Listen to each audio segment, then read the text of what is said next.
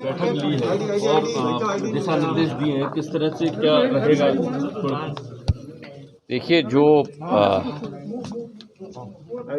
आपदा आई है हमारे पूरे ग्वालियर चंबल संभाग पर, ये कल्पना से परे है। हम लोगों में से किसी ने भी ये कल्पना नहीं की थी कि इस पैमाने पर बाढ़ हमारे मध्य प्रदेश की उत्तरी भाग में आ पाएगी। जितनी हानि हुई है, शांत हो जाएं पीछे हैं,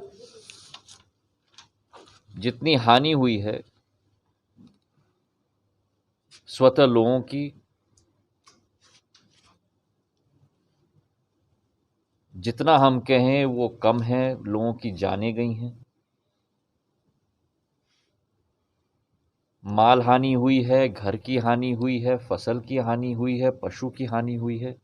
और जो दृश्य हमने देखे हैं, हमारी पूरी कोशिश रही है केंद्र और राज्य सरकार दोनों मिलकर एकजुट होकर जनता की सेवा में लगें। इस संकट के समय में समाधान निकालें, लोगों की जान बचाएं।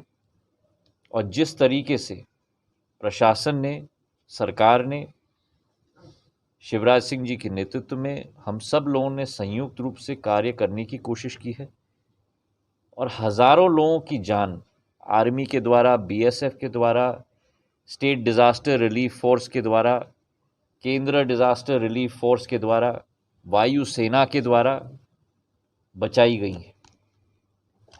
पर अभी भी मैं आप सब लोगों के द्वारा मेरे क्षेत्र की जनता को भी मैं सतर्क रखना चाहता हूं।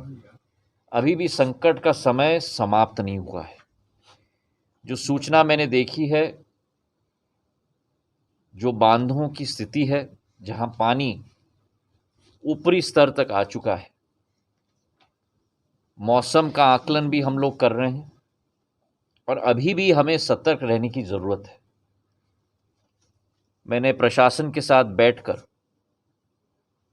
वर्तमान का, अगले 72 घंटों का और उसके बाद जो नुकसान का जायज़ा भी लेना है, उसकी पूरी प्रक्रिया पर विस्तृत रूप से आज चर्चा की है। हमारी कोशिश है कि स्थिति के पर आकलन हम लोग बनाए रखें। जो सबसे ज़्यादा डैमेज हुआ है श्योपुर जिला, उसके बाद शिवपुरी जिला, उसके बाद गुना जिला, इन तीनों का मैं भ्रमण भी करने वाला हूं स्वतः। और पहले मैं बैठकर आगे का प्लान बनाना चाहता था, जिसके आधार पर जब हम जनता के समक्ष जाएंगे तो जो योजना हमने बनाई है उसकी सूचना भी हम लोग जनता को दे पाएं। माननीय मुख्यमंत्री शिवराज सिंह जी ने विस्तृत दौरा किया है। स्वतः रात के 2-3 बजे तक स्थिति पर नियंत्रण स्वयं रखे हैं, मेरे साथ संपर्क में भी रहे हैं। केंद्र सरकार से मैं धन्यवाद अर्पित करना चाहता हूं, प्रधानमंत्री जी को भी और गृह मंत्री जी और रक्षा मंत्री जी को भी, तीनों को, जिन्होंने हमारे हर कॉल पर सारे केंद्र सरकार के साधन भी हमारे मध्य प्रदेश की जनता के लिए मुहैया करवाए हैं। चाहे वो वायुसेना के 6 हेलीकॉप्टर रहे हों, चाहे वो एनडीआरएफ की फोर्स रही हो, चाहे आर्मी भी बबीना से बुलाकर लोगों की जान बचाई है। और इसके ज़रिए मैं प्रशासन को भी मैं साधुवाद और धन्यवाद देना चाहता हूं कि प्रशासन के अफसरों ने भी अपने जान पर खेलकर कई गांवों में जाकर लोगों को बचाने का काम किया है। उदाहरण के तौर पे गुना के सोडा गांव में, जहां एक 3 महीने के बच्ची को भी प्रशासन के अफसरों ने, कलेक्टर, एसपी ने जाकर बचाने की कोशिश की है। हमारा एक पारिवारिक संबंध है, एक माहौल है और उसी के आधार पर तत्परता के साथ इस संकट के समय में हर संभव सहायता हम देने के लिए हम प्रयासरत हैं। और इसलिए रात के 12 साढ़े 12 बजे भी ये बैठक मैंने ली है और कल मेरी विस्तृत 6 जिलों का दौरा है। एक एक ज़िले में जाकर जायज़ा भी मैं ले रहा हूँ और जो एक आगे की रणनीति के लिए एक खाका हमने बनाया है उसके तहत भी पूरा मूल्यांकन करके हर संभव सहायता पहुंचाने की कोशिश हमारी रहेगी। अभी आपने कहा है रात भर जो प्रशासनिक अमला जागृत रहेगा, किस तरह की क्या कार्यप्रणाली, क्या योजना बनाने को कहा? आपने कहा 8:30 बजे तक मुझे मैंने निवेदन किया है कि हमारी प्लानिंग जो है वो 3 फेज़ में होनी चाहिए।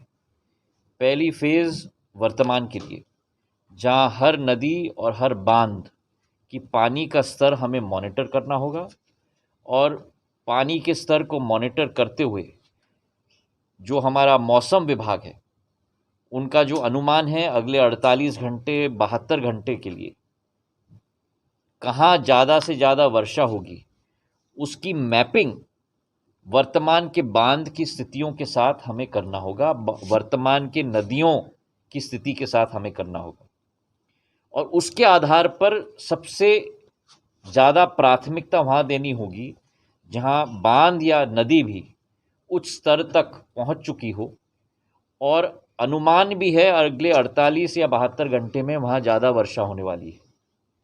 प्रशासनिक आमला, जनता में सतर्कता उन क्षेत्रों में प्राथमिकता से हमें देनी होगी। दूसरा भाग है कि वर्तमान में जो लोग बेघर हो चुके हैं, जो लोगों के पास अन्न नहीं है, जिन लोगों को राहत पहुंचाने की ज़रूरत है, उन लोगों के लिए प्राथमिकता जो रिलीफ कैंप्स हमने लगवाई हैं, उन रिलीफ कैंप में उनको अन्न पहुंचाना, भोजन पहुंचाना, उनका घर बनवाना और उसी के साथ उनका स्वास्थ्य का चेकअप भी करवाना, क्योंकि विश्व भर में ये रेखांकित किया गया है कि बाढ़ के बाद स्वास्थ्य की कठिनाइयाँ और बढ़ती हैं, तो मेडिकल कैंप्स भी हमारी लगनी चाहिए। और तीसरा भाग है, आखिरी भाग प्राथमिकता में, कि मूल्यांकन भी करना, एक तो प्रशासनिक जो क्षति हुई है और व्यक्तिगत क्षति भी हुई है और दोनों के लिए क्या हम लोगों का समाधान है, ताकि जो मुख्यमंत्री जी द्वारा और प्रदेश शासन के द्वारा भी और केंद्र सरकार से भी गृह मंत्री जी ने कहा है कि जो भी सहायता की ज़रूरत होगी हम लोग दिलवाएंगे, कि जिनका व्यक्तिगत क्षति हो उनकी क्षति की भरपाई कुछ हद तक भी हम लोग कोशिश करेंगे। आज मुख्यमंत्री जी ने कई श्रेणियों में पशुओं के लिए अलग राशि, घर के लिए अलग राशि 1,20,000 तक, मनरेगा के द्वारा घरों के मरम्मत करने के लिए भी प्राथमिकता दी जाएगी, इसकी भी घोषणा की है। बर्तन और घर के चीज़ों के लिए भी राशि का आवंटन किया है, घरों के लिए आवंटन किया है, अन्न की प्राथमिकता और अन्न का प्रावधान के लिए भी घोषणा की गई है 50 किलो की। तो हमारी एक सोच विचारधारा है कि इस संकट के समय में हम लोग जनता के साथ खड़े हैं। मध्य प्रदेश सरकार आपकी सेवा की सरकार है।